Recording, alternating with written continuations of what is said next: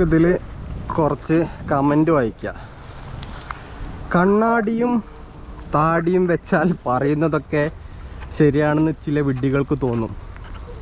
ഇതിനെക്കുറിച്ചാണ്. കാരണം എത്ര 4 ലക്ഷം വ്യൂസാണ് അതിൽ വന്നത് 2 ദിവസം മുമ്പ് അപ്ലോഡ് ചെയ്തതന്നെ. ക്ഷമിക്കണം, നിങ്ങൾ ആദ്യമായി നിങ്ങളൊരു ചെറ്റിയാണെന്ന് തോന്നി, എല്ലാം മനസ്സിലായി.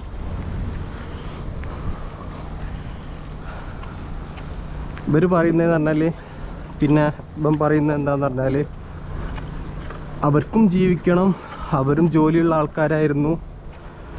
പിന്നെ അല്ലാതെ അർജുൻ തന്നെ എനിക്ക് തോന്നുന്നില്ല മനാഫ് ഇത്രത്തോളം പിന്നെ അർജുൻ്റെ ഫാമിലി ഇതിൽ വലിച്ചിഴച്ചിട്ടുണ്ട് എന്നുള്ളത് തോന്നുന്നില്ല. അങ്ങനെ കേട്ടതായിട്ടും തോന്നുന്നില്ല. വെറുതെ അവർ വന്ന് എന്തോ ഈ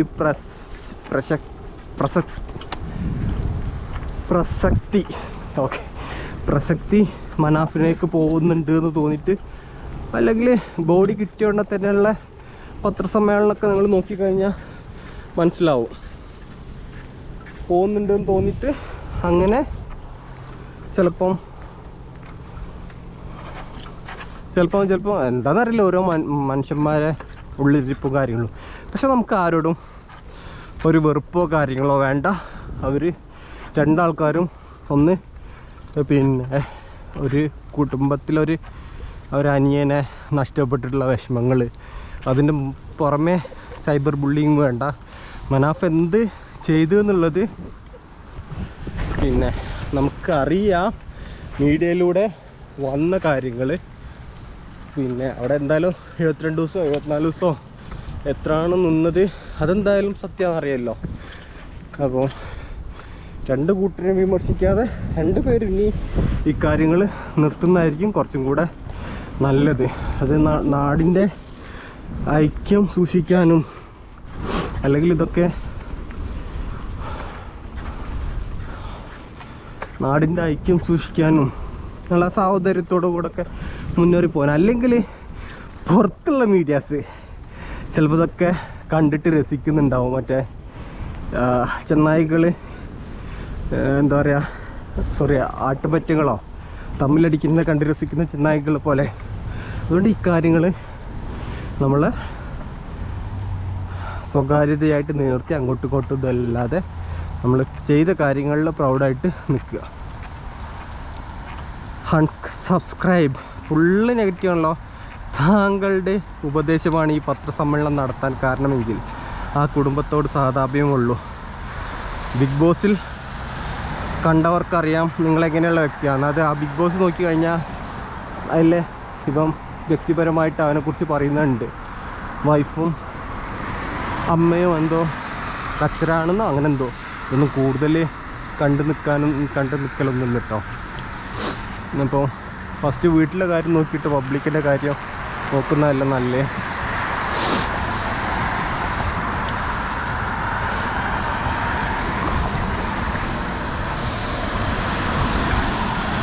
ലോറി പോയത് പ്രകൃതി ദുരന്തം മൂലമാണ്. എന്താ അറിയാ,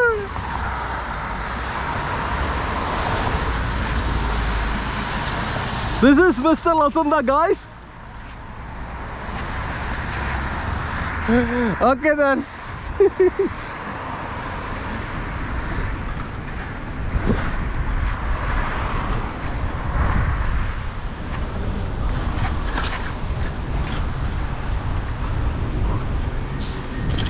ഓക്കെ,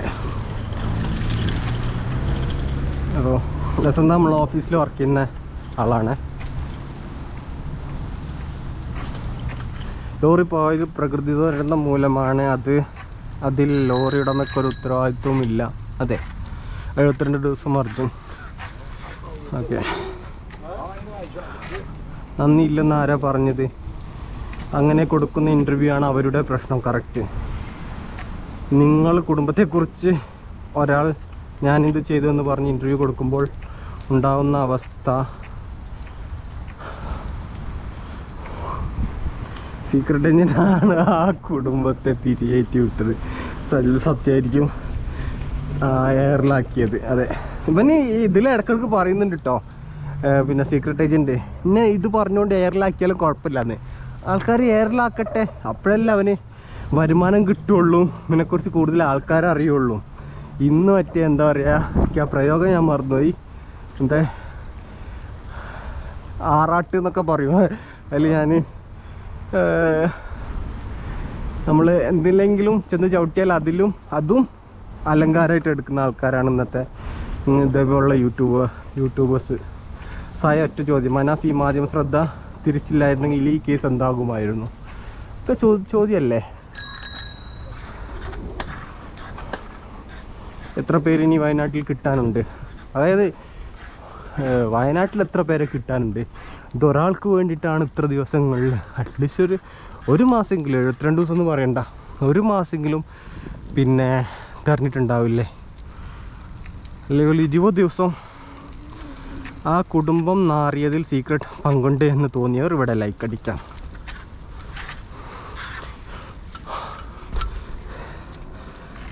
അണ്ണൻ പോയി, ആ കുടുംബത്തെ പറഞ്ഞ് മനസ്സിലാക്കേണ്ടതിന് പകരം കുഴി. അണ്ണൻ്റെ ബുദ്ധി നമ്മൾ കണ്ടതല്ലേ ബിഗ് ബോസിൽ ആയിരിക്കും. വിവരമില്ലാത്ത ഓരോ യൂട്യൂബർമാർ ആണ് ഇദ്ദേഹം. എല്ലാ വിഷയത്തിലും അദ്ദേഹത്തിൻ്റെ മെയിൻ.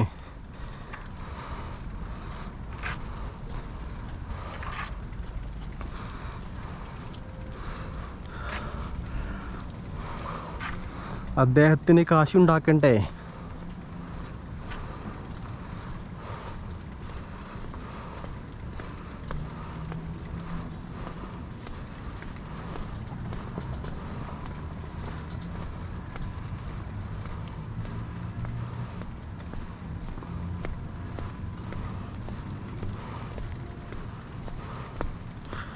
മനാഫിനെ സപ്പോർട്ട് ചെയ്യുന്നവർ ഇവിടെ കമോൺ.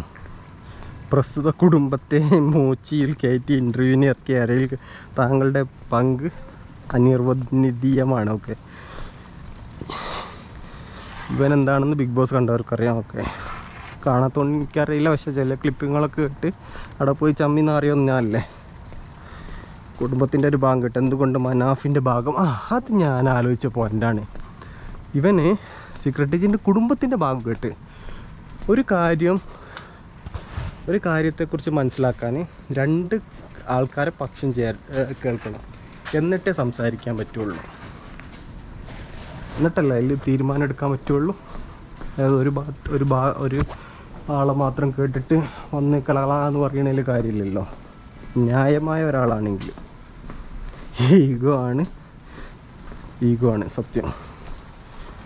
മനാഫിനെല്ലാവരും തലയിൽ കയറ്റി വെച്ചപ്പോൾ ഈഗോ അടിച്ചതാണ് ആയിരിക്കാം. വെളുപ്പിക്കാൻ വന്ന കണ്ണാപ്പി. നമ്മൾ 2 ഭാഗം മീഡിയയിലൂടെ കേൾക്കുന്നുണ്ട്, അല്ലാതെ ഇവിടുന്ന് പോയി അങ്ങോട്ട് ഇതാക്കാൻ കഴിയില്ലല്ലോ. പക്ഷേ അദ്ദേഹം ഇങ്ങനെ പെട്രോൾ അടിച്ച് അവിടെയൊക്കെ പോയെങ്കിൽ പാർട്ട് 2 ഇറക്കട്ടെ, മനാഫിൻ്റെ ഭാഗം പിന്നെ കേട്ടിട്ട്. നമ്മൾ ബ്രേക്ക് കുറച്ച് കുറവാണ്, അപ്പം നമ്മൾ ഈ ബ്രേക്ക് എടുക്കുന്നു.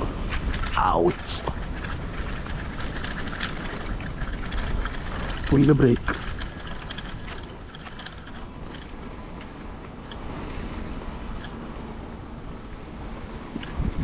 വെളുപ്പിക്കാൻ വന്ന കണ്ണാപ്പി തേഞ്ഞ് ഏറില്ല. അതാണ് അവർക്ക് വേണ്ടത്. അല്ലാതെ നമ്മുടെ വിമർശനമൊക്കെ അവർക്ക് ഇതാ ഒരു പൈസ, റവന്യൂ